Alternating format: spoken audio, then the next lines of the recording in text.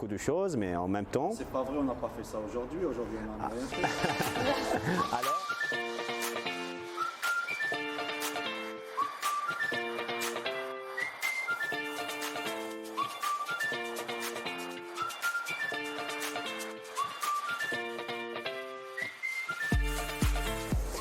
Alors, en fait, concernant mon parcours professionnel, j'ai déjà fait des études de langue française à l'Université de Bagdad et à l'Université de Mostansaria. En fait, les deux universités se situaient toujours à Bagdad.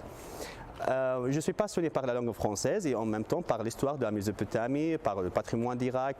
C'est pourquoi, en fait, j'ai commencé à travailler dans le musée national d'Irak, car là, nous pouvons raconter l'histoire de la Mésopotamie, mais en même temps en langue française. En Irak, je pense que nous avons beaucoup de chance à réaliser de grands projets en nom de développement local, particulièrement en ce qui concerne le patrimoine. Je vais vous raconter quelque chose. En fait, en Irak, nous avons des milliers de sites archéologiques, mais en fait, sur la liste d'UNESCO, il n'existe que quelques sites. Pourquoi? Car il existe quelques problèmes. Par exemple, il existe des habitants qui ont déjà construit leur maison sur des sites archéologiques. C'est interdit. Donc je pense que grâce au principe de développement local, nous pouvons nous collaborer avec ces citoyens, de les faire comme des acteurs. Donc comme ça, nous pouvons bien avancer, nous pouvons bien régler ce problème. Et comme ça, tout le monde va regarder les sites archéologiques irakiens inscrits sur la liste d'UNESCO.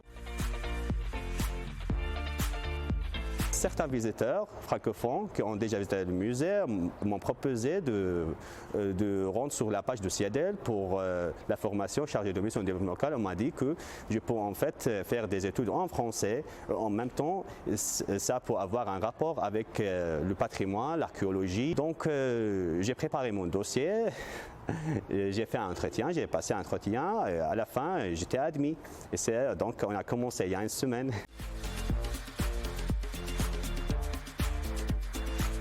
La première différence que j'ai déjà aperçue, c'est que malheureusement, dans les universités irakiennes, on utilise toujours une méthode classique.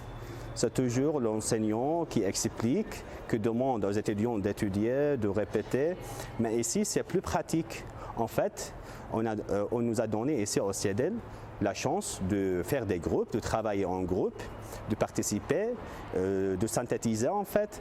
Donc ici, je trouve que c'est une méthode qui est plus moderne, plus pratique et j'en profite beaucoup.